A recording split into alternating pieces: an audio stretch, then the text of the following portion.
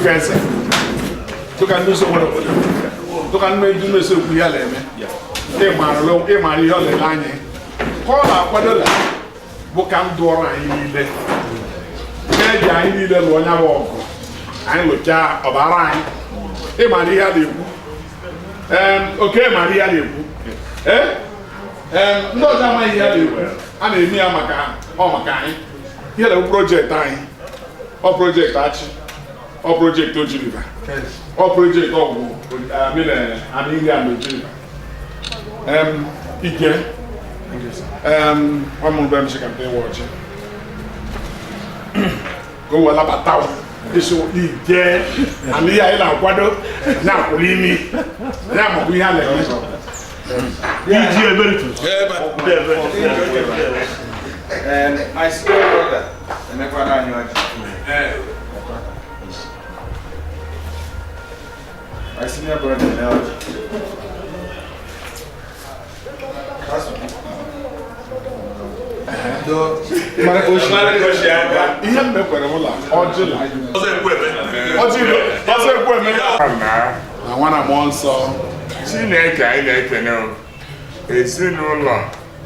Ikenaecheoha, one of Nigeria, Senator, late Senator.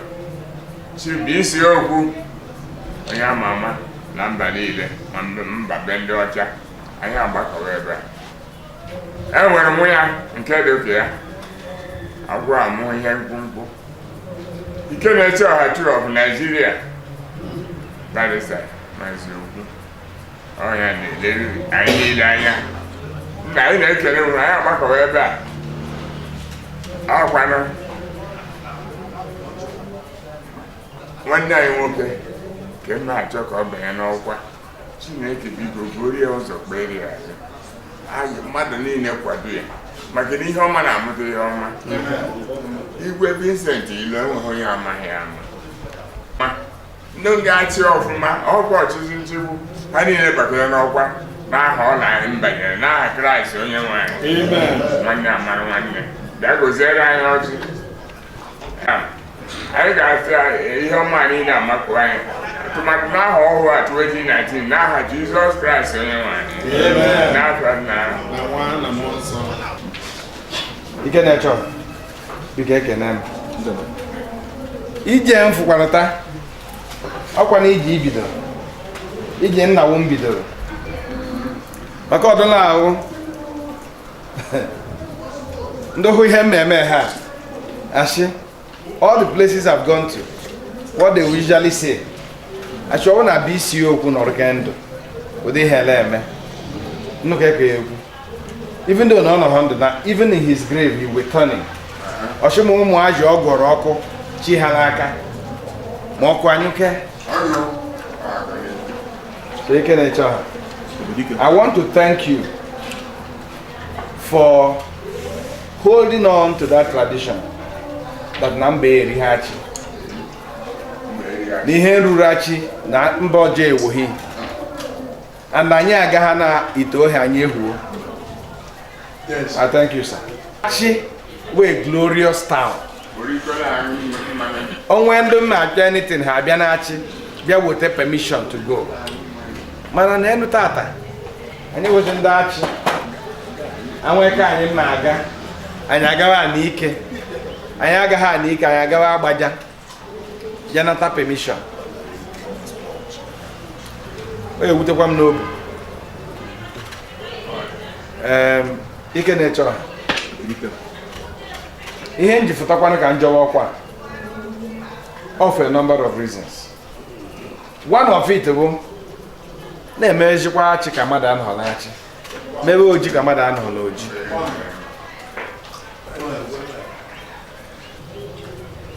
And mụ na nna m dị na-aba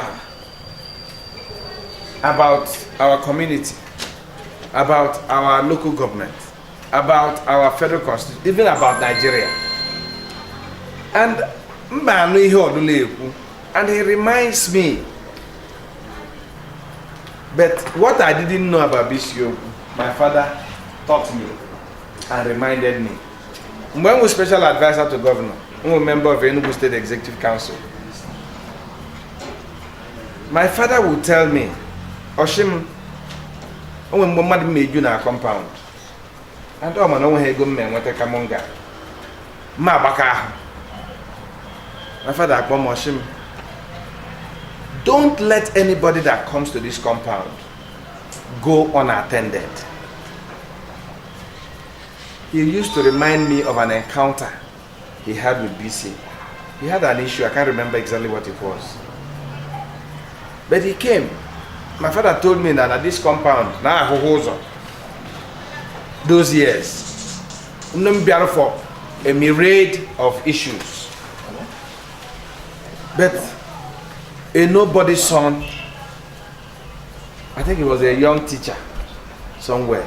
BC Okwu made out time to see him. So each time Mabaka say na problem na they don't need your money. You need just a word of hope. Of you knowing that they have a problem and that you empathize with them. You don't have to give them money, you don't have to solve it. So the last time, one of the last official functions of your father, I was there. I, as special advisor to the governor, even though I had about 3 or 4 commissioners, I was the one that facilitated that visit.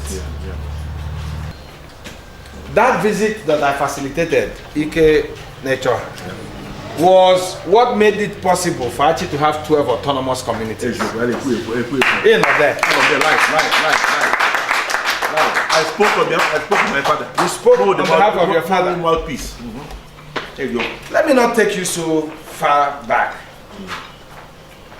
The principal reason I need to comfort your father in his old age, when he should be resting, was because we felt that Abian Agretor, now the most appropriate school to take position as a federal institution was Corpus Christi College. And we made that case to you. Should do.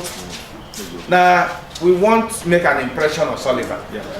No one na BC Okwu futa. Sura anyị ga. The togo na Sullivan ege ha anyị nchi. Ohu BC Okwu. Maya ho obe Ugwu, Dr. Ugwu was the chairman. Ikenaecheoha was president of Achi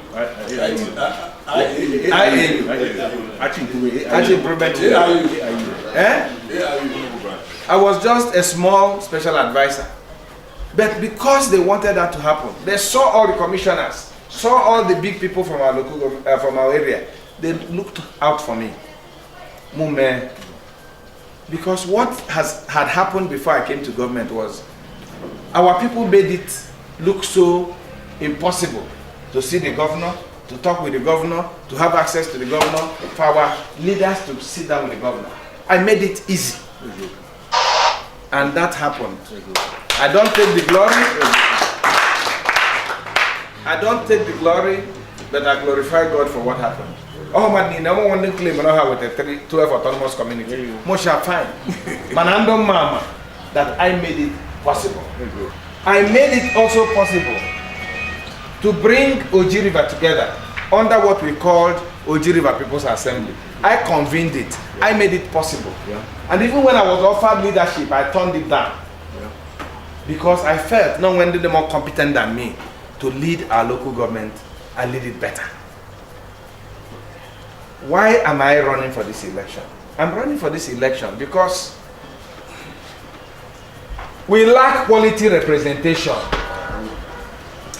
Ikenaecheoha. Go home madu.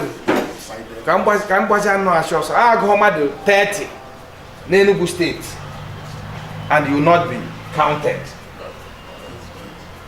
Abianawa federal constituency. Go home madu 20. Okay, let me be sincere. 10. And you will not be counted. Abiaja no Oji River. Go home madu 5. Maybe 3, and you will not be counted. Our federal House of Representatives member has been there for 8 years. Let me ask you sincerely, how many times have you come to a forum, either call it stakeholders forum, either call it town hall, where you were asked, after 8 years? Maybe he has come to your house, I don't know.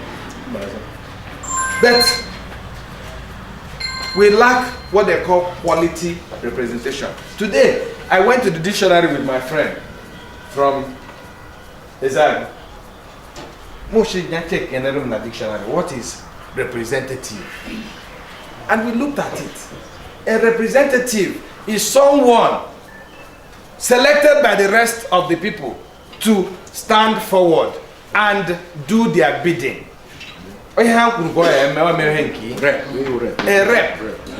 Representing. That is why I'm running. Negotiate for them. Negotiate for them. The second reason I'm running is because Nanda and power to represent us are representing themselves. They have become contractors. What they bring to us are only projects that will put money in their pocket, not projects that will improve our lives. So that is why I'm running. That is why I want to represent the good people of our Ninri, Ogu, and Ojiriba. But let me talk. Let me talk as an Achi man. We have been humiliated. Let me talk as an Ojiriba person. We have been neglected. We have been disrespected. H.O.R. H.O.R. tag APC or PDP. Or your name Giaza. They're not asking you which party you belong to. Then they start doing this road. There is been awarded to Setrako. Let me tell you, we were on this road yesterday. They went again, knowing that we have been so disrespected. They went again and started that project and all.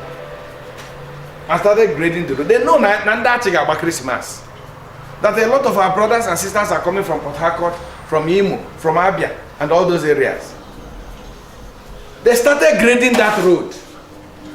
Graded it up to Obago and stopped. That is not the sad part of it. There's a small patch between Oweli Court and Nenwe Junction on that road that Sullivan Chime reconstructed. The Akebugu, Ozala, Abogu, Oweli Court, Nenwe, Mbogo Road, the old road. You know, Sullivan reconstructed it. I passed it. So a little part of it between Oweli Court and Ogugu and the Nenwe Junction failed. Setrako, the same people handling our road that is so major. They diverted them to go and do that small patch of a road that is not being used and neglected the same road that will grading of the road, grading grading of the road. Kanda Achi, Nanda Akugeze, Nandini, and people in that area, Ndoji River, can have access over Christmas. They abandoned it. They are doing nylon tar of that small patch. Neglected our place. Iruhana Obago, it becomes terrible. On that same road, I'm a campaign. I'm everywhere in the 3 local governments. I'm in every market. I'm in every shop, asking people for their vote, explaining to them why I think I can do a better job. And then around 9 p.m., a number of people here were with me. Okada we every little boy. I'm a gallop. To near this boy in about 9 years. Wow. This boy was bleeding from the head, from the nose, and bruises all over the body. We were just behind them. We picked this boy and put the boy in my car. This was around the Mako. From Omako, through Obago, through Achi, we could not find a government facility where we could take this boy to save his life. Castro, you were with me. Yes, sir. Until we landed in that decrepit Achi Joint Hospital, where only a nurse was able to attend to the child. Thank God the child's life was saved. And I paid. 3 days after, a very senior official of this government gave his car to a young boy, one of his cousins. No harm meant. As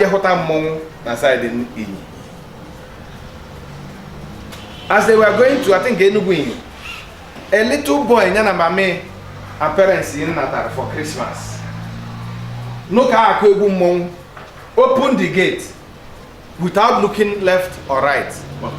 Baftanike, and this cousin of my very highly placed official of Enugu state government knocked this child down. The child did not die. For 2 hours to 3 hours, they ran from pillar to post between Inyi, Akugeze, Achi, and whatever other place. Kaho, a government facility that can attend to this child. They did not find it. After 3 hours, the child died. The child was buried this afternoon. I don't know what else to talk about. But we have a representative who only once in 4 years says he's doing what he calls medical outreach. My dear brothers and sisters, medical outreach is only for IDPs, people in disaster areas, people in places where there's no medical reach. That's when you do outreach. So for 4 years, 8 years, nothing was done to ensure. Now, in my community, Achi, Sullivan Chime's government started a program where communities do what they call counterpart funding.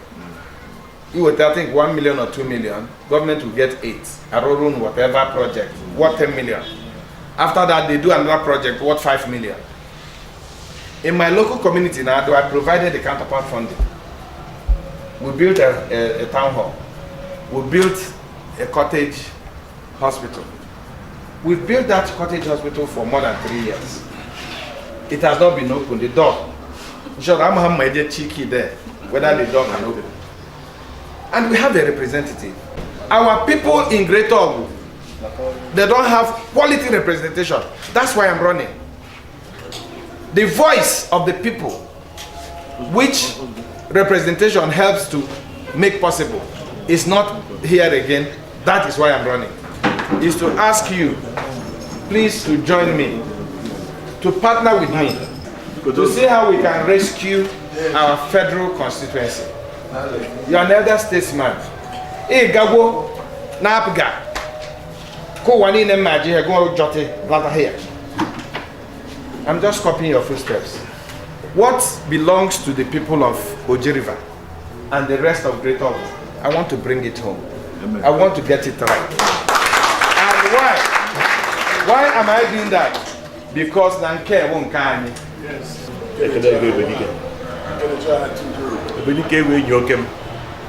In your in the sense that like you are much or where members of president here in publicity. They are not para AIT. After one day. Hey, La Abuja. Boy, let me ship the Ambia.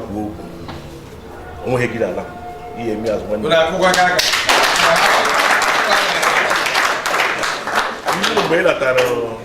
After working with Chime, good order station yes. It'll bomb. I should have my push week. In every woman coach him or push him or I will Mugali way or so. Thank you. So, you let me one EG way he bomb one day show the way they are whoop. My phone you high law. Oh, my Lord, someone like me, I've not been part of the political establishment of Enugu State. Hear me in the war, I have opposition. And now, all this from day one. Where the lady almost paid one name and the giant. Oh, yeah, we got in fact, but I form PDP along there. out of there like Ladikwari Hall, Sheraton, Abuja. I share the Igbo la Beijing.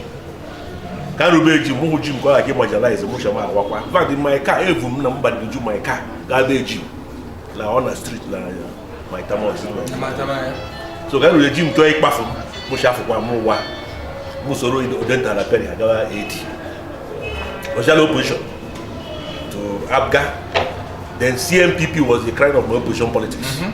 Omar Berabe Musa, and I Krikan Subu. Having said so, it's a long story. I would not like to kill your time. But let me bring it down to the fact that I am women, only with the boy, but much well. Don't buy in law like government. I'm well. I ain't kill. As I stands today, I have not carried the card of any political party. Makano party has no meaning to me. The lines of political division has been blurred or erased. APC today, with due respect to the APC on the PDPG, logo PDP. What do you want about that? They get the money. Don't you tell like PDP? Have they let me APC? I'm not interested. They are the line individual. So my brother V, I had not intended to vote outside that day. There were about 3 ballots at H.O.R on the 16th.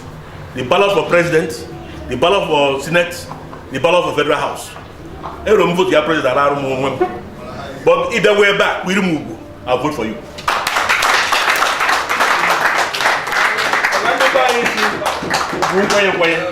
And I'm voting for you because of the Mar. I'm not going to take your platform. I'm looking at you. And it's like you bear back before go. I'm like the client ain't gonna last. I like more KGB or Guapa. My General Council. When Christmas, KGB Abaheba, Miriam as mom. Miriam, okay, mom. I'm telling you, KGB Abaheba every Christmas. KGB la wa pass your bill, you make copy. I pass your boy, you make copy. Oh, here you go, but at least keeping me informed. Oh, yeah, relate with your constituents. More, it is okay. Oh, Makalamba, what did he actually only dream me, God? Only dream me. So, Chile Kazara, what would you, but I vim, but there's a very friend here in Ego. When you're all borrowing money, local government will support V. I'm not wearing protect their interests. We have to allow them to do job. They have to buy you, buy government, you buy a car, you do Doroha. But don't you allow what do you look at government? Who doesn't vote for V? Tell Achi that we get back. So my brother V, I'll vote for you. I'll campaign for you.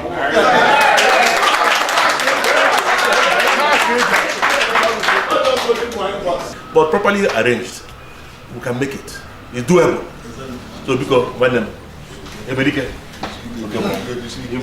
I agree to myself. I agree to myself.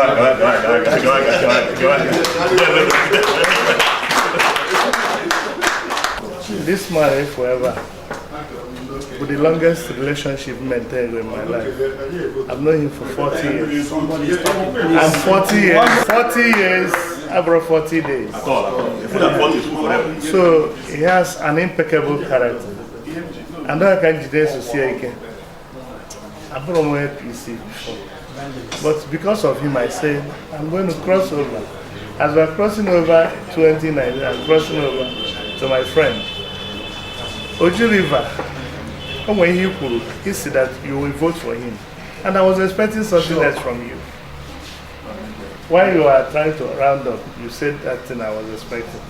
That you will campaign for him. Because your vote is not enough. You have disciples and so many people believe in you are an opinion leader in this community. And the wider hub. So all I'm asking is that you maintain what you have said today. Because I'm a witness to what you've said, and I'm going to hold you to it. No problem. Yes. So, Oju Rivani ne vote to this young man. The man that they are shooting themselves on foot. Yes. Because number one,